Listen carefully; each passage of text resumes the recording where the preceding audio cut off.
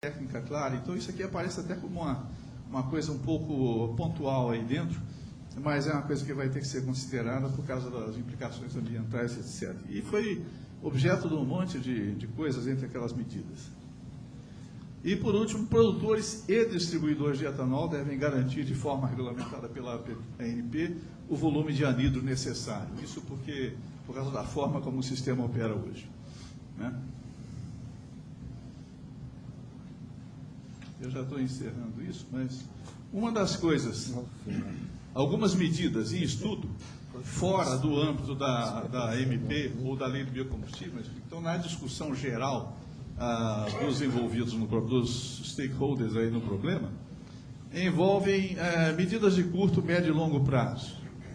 Curto, médio e longo prazo na sua ação e nos seus resultados. Curto prazo, por exemplo, eu só estou mencionando algumas, sugestões do tipo contratar o anidro na proporção de 33% do volume da gasolina A. Isso é uma das coisas sugeridas. Leilões públicos com prêmio para estocagem de anidro, é uma outra das coisas sugeridas.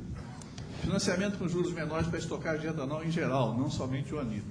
Quando eu olhar isso a curtíssimo prazo, a médio prazo, os efeitos seriam sentidos, mas começando agora, no sentido de aumentar rapidamente a produção de etanol a curto prazo, mas prosseguindo até 2015, o programa de renovação e expansão de canaviais, eu não vou entrar em detalhes aqui, e incentivo para aquisição de máquinas agrícolas, seguindo a orientação de mecanização da colheita e do plantio. E, a longo prazo, o que se espera é a regulação do etanol com a definição adequada da competência e dos limites de competência da agência reguladora. Então, as diversas ideias em discussão falam na parte tributária de uma CID que poderia ter uma parcela com uma natureza ambiental fixa e outra variável, para cobrir a competitividade com os combustíveis fósseis. A uniformização do ICMS entre os estados, a aplicação do IPI com incidência regressiva para menores emissões, projetos novos com linhas de crédito com certa desoneração de investimentos, associado com a eficiência esperada do projeto. A promoção da produção de excedência de energia elétrica nas usinas, quer dizer, o final da regulamentação disso. E investimentos em inovação e tecnologia, que é um item que sempre aparece no último lugar, vago e sem uma definição precisa do que é isso.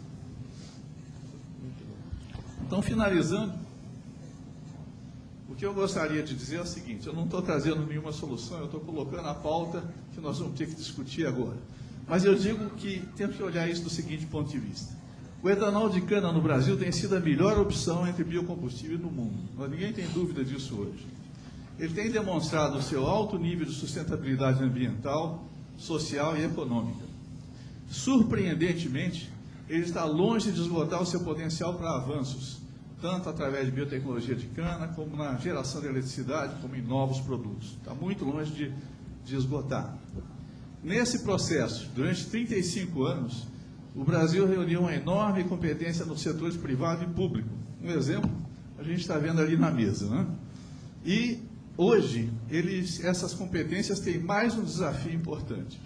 Que hoje, eu digo não agora, mas nesse ano, definir políticas e a sua regulamentação que permitam continuar o caminho de forma saudável. A resposta a esse desafio poderá, inclusive, ser um modelo para muitas outras áreas no país. Muito obrigado.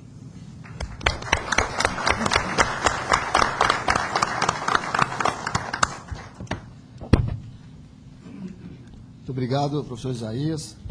Como sempre, você nos traz aí com muita clareza, lucidez, os grandes desafios aí que nós temos pela frente, coloca um pano de fundo para esse debate e nos traz três importantes mensagens. A primeira é de que o setor precisa de um crescimento vigoroso nos próximos anos para atender essa demanda. A segunda coloca a questão de como deverá ser feita essa regulação hoje prevista por essa medida provisória 532, que passa então a ser feita pela Agência Nacional de Gás Natural, Petróleo, Gás Natural e Biocombustíveis, e, por fim, os desafios de políticas públicas de curto, médio e longo prazo que atendam, então, a essa demanda. Eu gostaria, então, agora de chamar o nosso deputado Arnaldo Jardim, já que você inicia a sua provocação com essa medida provisória que hoje está tramitando no Congresso. Então, eu gostaria de chamar o nosso deputado Arnaldo Jardim para trazer um pouco as suas considerações, a sua visão do papel do Congresso nesse debate que, ora, se trava em diversas frentes, seja público, seja privado. Deputado, por favor. Muito obrigado, Eduardo. Bom dia a todas, senhoras, senhores, aos meus companheiros de mesa, a todos os participantes aqui. Quero deixar claro que houve uma inversão aqui. Era para me falar mais adiante, o Eduardo alterou. Eu achei bom. Achei bom porque eu acho que talvez eu possa trazer não só uma intervenção, mas fazer algumas saudáveis provocações. Aliás, eu tenho visto isso desde ontem. Nós passamos o dia, acho que acredito todos nós ontem aqui, e essa palavra se usou muito, provocações, boas provocações. Eu acho que o momento que nós estamos vivendo é para isso mesmo. Afinal de contas, nós festejamos um setor que cada vez reúne mais gente, um setor que atrai tanta atenção, que se torna cada vez mais complexo, que significa essa janela de oportunidades. Agora, mais um painel lá, o Central, deixou isso de uma forma muito evidente. Nós estamos falando do desafio de suprir o mercado interno de etanol. E nós vimos um mercado do tamanho de 200 bilhões se abrindo internacionalmente, com uma série de iniciativas que vão acontecer no mundo todo. Então, todos nós sabemos que isso se torna cada vez mais desafiador. Por isso que eu acho que nós temos que ter a franqueza de saudar alguns passos que foram dados. Eu me lembro de um painel há 2 anos atrás que o Alísio, que está aqui, dirige o Sindicom, tá certo? E nós estamos fazendo tantas coisas de uma forma associada. Nós tivemos uma polêmica, né, Alísio? Há 3 anos atrás, quando nós discutimos a estrutura de comercialização do etanol, né? Hoje nós temos a figura do comercializador do etanol. Nós tivemos um processo de aperfeiçoamento. Nós, há 5 anos atrás, discutimos o desafio vis-à-vis do setor com as petroleiras. E hoje nós estamos vendo todas as petrolíferas aqui numa forma de integração, de associação com o setor. Então, tudo isso realmente deixou evidente que nós temos aí uma situação complexa, mas nova e positiva. O setor se consolidou. Hoje, quem assistiu lá embaixo também, eu estou até subvertendo o meu encadear aqui que foi preparado, mas acho que fica mais interessante para todos nós. Nós vimos aquele gráfico que se falava da produção dos carros a álcool, que desaba, que depois volta-se aos carros tradicionais e depois surge o carro flex, como talvez um sintoma de oscilação que nós precisamos a todo custo evitar. Falar aqui, o desafio é políticas públicas.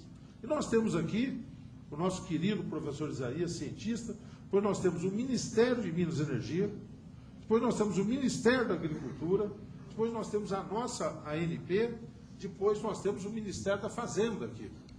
Políticas públicas. Políticas públicas significam uma necessidade de você ter previsibilidade. E eu sou uma outra perna disso, porque tento representar aqui o legislativo, que deve estabelecer normas gerais, a legislação, como o professor mencionou, para que isso possa se estabelecer. E nós estamos falando disso num momento em que o começo do ano não foi bom para nós. O começo do ano, com a oscilação de preços que nós tivemos que assistir, o setor sabia que isso iria ocorrer, já havia ocorrido anteriormente, sabemos que isso vai ocorrer mais adiante, e nós precisamos nos preparar para ter medidas de cuidado, para evitar que essa oscilação seja tão brusca quanto foi, e nós vimos, mais do que isso, intervenções que vieram logo depois, no auge dessa crise, que são o contrário de políticas públicas estáveis, previsíveis e duradouras. A ideia, por exemplo, de taxar o açúcar, porque se espalhou um mito, e nós sabemos que houve uma oscilação, mas ela não justifica tudo o que ocorreu, tá certo? De que só se produzia açúcar e havia se interrompido a produção do etanol. E a produção do etanol cresceu o ano passado. Depois nós vimos uma outra medida. O ministro deu um pito na distribuidora e mandou baixar a partir de amanhã, baixa aí o preço como um sinal para o mercado para conter a inflação. Isso são anti-atitudes de previsibilidade e de necessidade de planejamento que nós temos. Mais do que isso, nós temos uma situação em que o setor sabe que todo o processo que houve de desregulamentação, época de cotas, IAA, tudo mais, significou um boom de crescimento. Então, alguns deveriam procurar, antes do tema, a seguinte indagação, Eduardo. Políticas públicas garantindo o abastecimento e o crescimento, que é o tema de todos nós aqui. Há necessidade de políticas públicas? Eu não tenho dúvida em dizer que há necessidade de políticas públicas. Eu vou até elencar alguns setores em que elas devem se desenvolver, tentar contribuir um pouco para esse debate. Mas há o cuidado de que políticas públicas não signifiquem intervenção. Políticas públicas não signifiquem atos isolados. Políticas públicas não significam impulsos momentâneos, porque isso, ao contrário de estimular o abastecimento e garantir o crescimento, podem ter um anti-efeito. O professor Isaías falou de uma forma muito clara, nós festejamos, 2008, 34 novas usinas. Ele diz, nós precisamos de 17, seria ótimo, ano a ano, tá certo? Para suprirmos as demandas. Em 2008 fizemos o dobro. Mas em 2009, foi para 10, esse ano serão 4. Há consultas para novos equipamentos, difusores, para ampliar a produção, pouquíssimas consultas na indústria. E quem está preparando algum greenfield? Aqui os principais grupos estão representados. Estou vendo vários dos nossos dirigentes mais importantes aqui, tá certo? Há um. Então, há uma honrosa exceção. É ótimo que tenhamos um, mas nós precisaremos de 17 para poder suprir, manter aquele nível. E nós vimos a Anfávia ali, hoje, numa das planilhas que apresentou, dizendo, olha, em 2010 nós vamos ter só 17% de gasolina, o resto tudo vai ser etanol. Nós queremos que isso ocorra. Então, à luz disso, que eu queria fazer de uma forma muito rápida, passar algumas coisas que vocês já viram ao longo dos painéis. Isso dá uma ideia da estrutura produtiva que nós temos hoje, qual é o desafio do montante de abastecimento de que se fala, a situação de incerteza que nós vivemos hoje, a necessidade de que isso seja substituído por políticas públicas para poder fazer todo o atendimento, como é que foram evoluindo todos os dados. Esses dados estiveram na planilha que o Marcos apresentou, estiveram no debate que nós organizamos na Câmara, lá na Comissão de Minas e Energia. O Bertoni acompanhou, o Eduardo lá estava, o Allan Kardec nos deu a honra de falar lá, como falou o Marcos Yang pelo setor, o nosso Aloysio estava lá, tantos amigos estavam lá presentes. Hoje nós temos, portanto, uma ausência de políticas públicas claras e duradouras, que possam garantir estabilidade, previsibilidade e planejamento. Acho que essas são as coisas que nós necessitamos para que essa produção possa ser vista. Aí, esse dado que deixa evidente aquele diagnóstico que nós fazemos. Aqui eu quero ousar apresentar uma primeira ideia. Uma ideia que eu tive até a iniciativa de apresentá-la, tanto ao Serra, como fiz chegar também ao programa da Dilma, quando havia o debate nas eleições do ano passado. Tá certo? Eu acho imperioso e quero saudar mais uma vez. Aqui o nosso Ministério de Minas e Energia, onde esteve conosco o nosso ministro Lobão, anunciou que há um plano sendo discutido, tá certo? De abastecimento. Certamente você vai aduzir mais algumas informações sobre isso. Nós temos aqui o nosso Bertoni, temos aqui o Antônio Henrique do Ministério da Fazenda. A ANP, órgão regulador. Não está aqui o Ministério do Desenvolvimento, mas poderia estar. Afinal, há um programa de certificação que corre pelo Ministério do Desenvolvimento.